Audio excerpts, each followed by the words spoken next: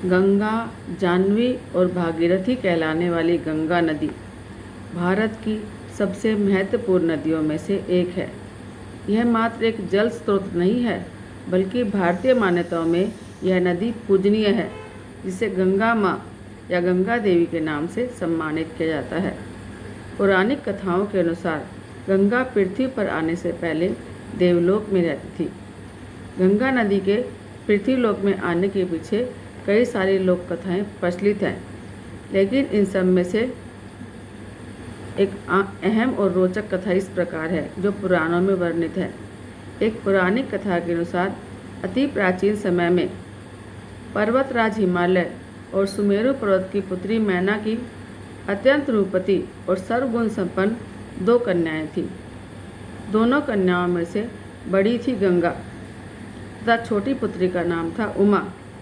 कहते हैं कि बड़ी पुत्री गंगा अत्यंत प्रभावशाली और असाधारण दैवीय गुणों से संपन्न थी, लेकिन साथ ही वह किसी बंधन को स्वीकार न करने के लिए भी जानी जाती थी।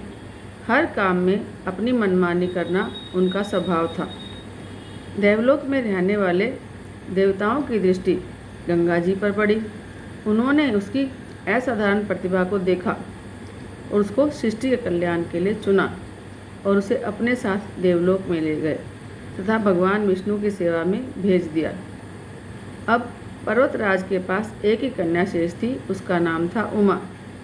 उमा ने भगवान शिव की तपस्या करी और तपस्या पूर्ण होने पर भगवान शंकर को ही वर के रूप में मांग लिया।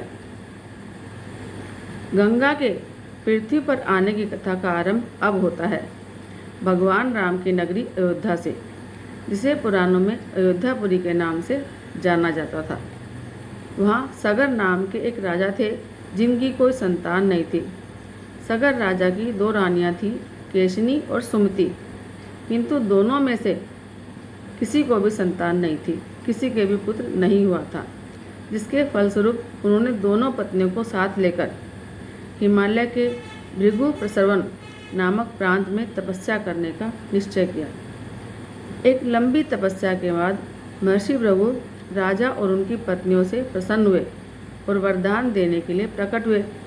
उन्होंने कहा कि हे राजन, तुम्हारी तपस्या से मैं प्रसन्न हूँ और तुम्हारी दोनों पत्नियों को पुत्र का वरदान देता हूँ, लेकिन दोनों में से एक पत्नी को केवल एक पुत्र की प्राप्ति होगी, जो वंश को आगे बढ़ाने में सहायक साबित होगा, और दूसरी पत्नी को 60,000 पुत्रों का वरदान हासिल होगा।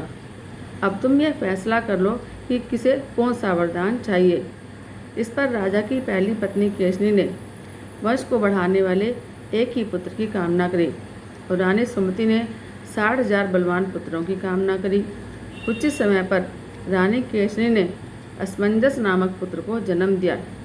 दूसरी ओर रानी सुमति के गर्भ से एक तुम्बा निकला, जिसे फोड़ने पर कई सारे छोटे छोटे पुत्र निकले, जिनकी संख्या 60,000 थी।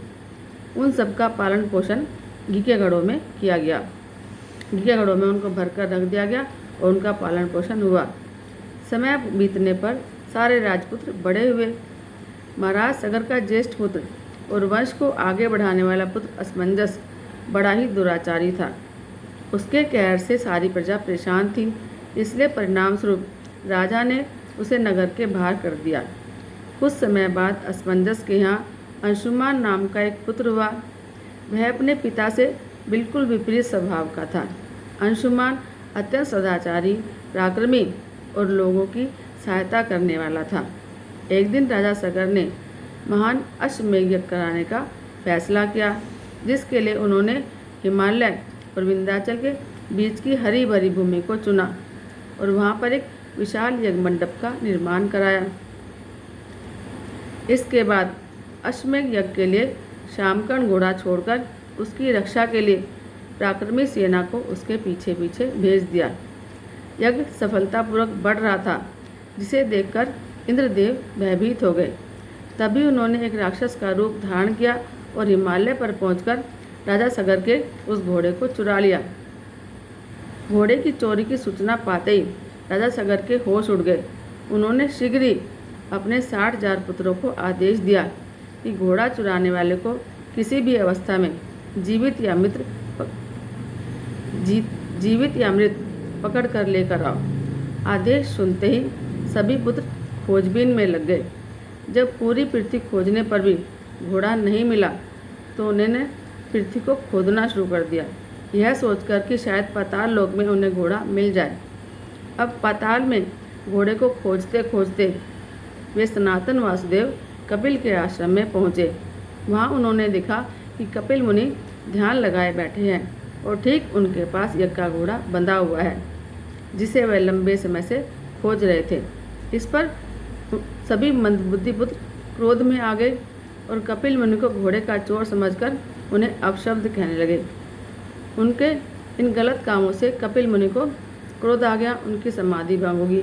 आंखें खुलते ही उन्होंने क्रोध से सभी राजकुमारों को अपने तेज से भस्म कर दिया, लेकिन इसकी सूचना राजा सगर को नहीं दी। जब लंबा समय बीत गया तो राजा फिर से चिंतित हो गए। अब उन्होंने अपने तेजस्वी पौत्र अंशुमान को अपने पुत्रों और घोड़े का पता लगाने का आदेश दिया। आज्ञा का पालन करते हुए अंशुमान उस रास्ते पर निकल पड़ा जो रास्ता उसके चाचाओं ने बनाया था। मार्ग में उसे जो भी पूजनीय ऋषि और मुनि मिलते वह उनका सम्मानपूर्वक आदर सत्कार करता। खोजते खोजते वह कपिल मुनि के आश्रम में जा पहुंचा। वहाँ का दृश्य देखकर वह बेहद आश्चर्यचकित हुआ। उसने देखा कि भूमि पर उसके 60,000 चाचाओं के भस्म में शरीर पड़े हैं, उनकी राख पड़ी है और पास ही यज्ञ का घोड़ा चल रहा है। यह देखकर वह बहुत निराश हो गया। अब उसने राख को विधिपूर्वक प्रवाह करने के लिए जलाशय खोजने की कोशिश करी, लेकिन उसे कुछ नहीं मिला। तभी उसकी नज़र अपने चाचाओं के मामा गरुड़ पर पड़ी। उसने गरुड़ से सहायता मांगी तो उन्होंने उसे बताया कि किस प्रकार से कपिल मुनि द्वारा उनके चाचाओं को भस्म किया गया था। वह आगे बोले कि इसके चाचाओं की मृत्यु को साधारण नहीं थी, इसलिए उसका तर्पण करने के लिए कोई भी साधारण सरोवर या जलाशय काफ़ी नहीं होगा।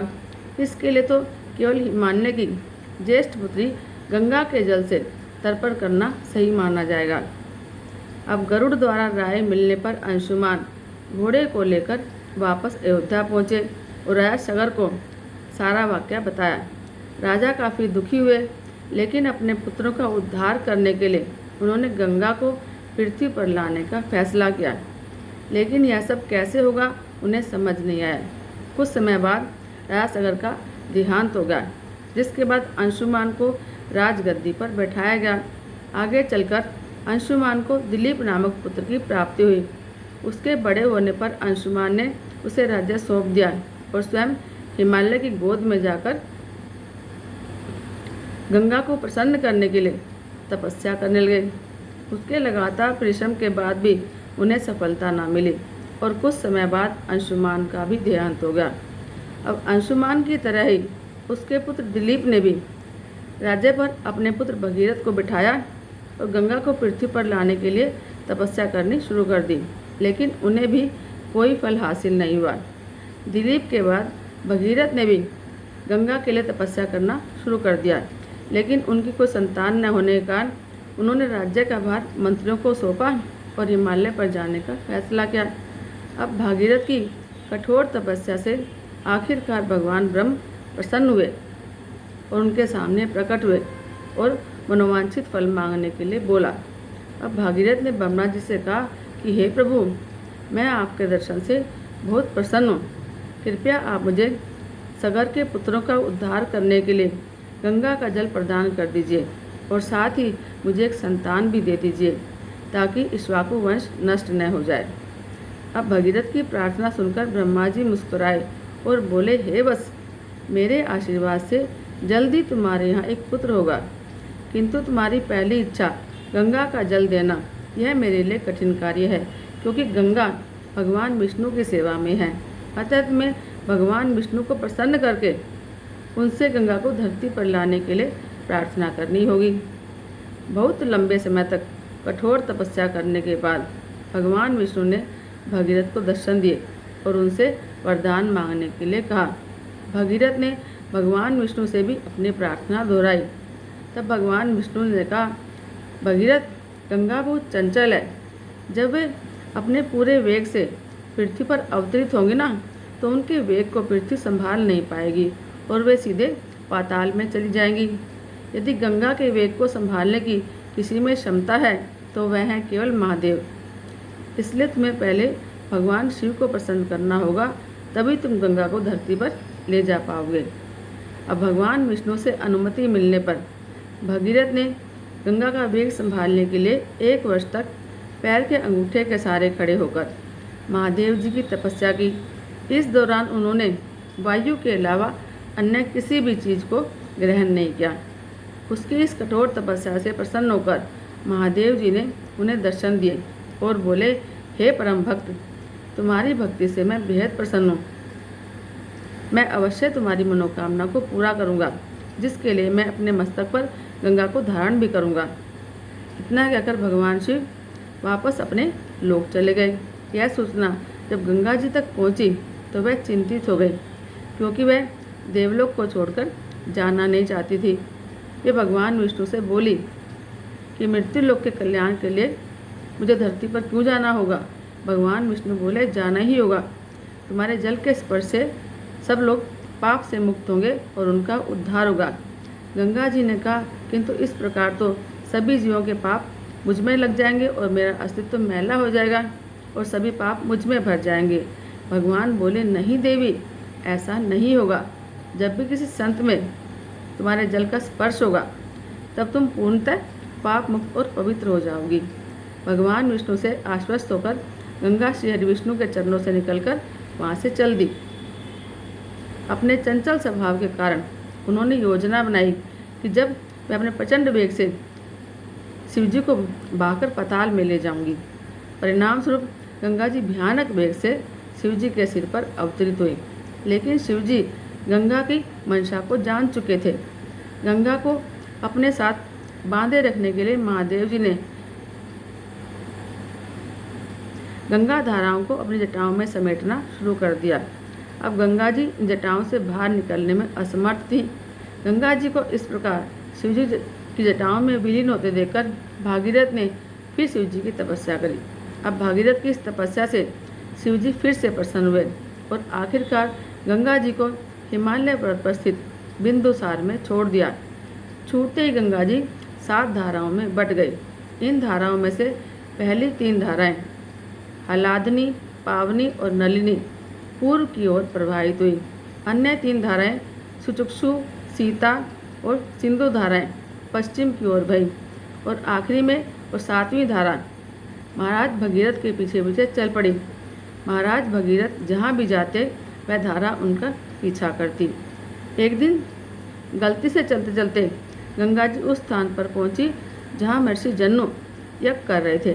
गंगा जी बहते हुए अनजाने में उनके यज्ञ की सारी सामग्री को अपने साथ बहाकर ले गए, जिस पर ऋषि को बहुत क्रोध आया।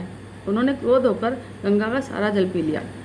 यह देखकर समस्त ऋषि मुनियों को बड़ा विस्मय हुआ और वे गंगा जी को मुक्त करने के लिए उनकी स्तुति करने लगे। अंत में ऋषि जन्मों ने अपने कानों से गंगा जी को बहा दिया और उसे अपनी पुत्री के रूप में स्वीकार कर लिया। तब से गंगा जी का नाम जाह्नवी भी पड़ा। इसके पश्चात वे भगीरथ के पीछे पीछे चलते हुए उस स्थान पर पहुंची जहां उसके चाचा जी की राख पड़ी थी।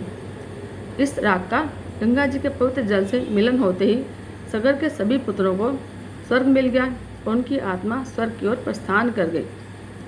हरे राम राम राम हरे हरे, हरे कृष्ण कृष्ण कृष्ण हरे हरे।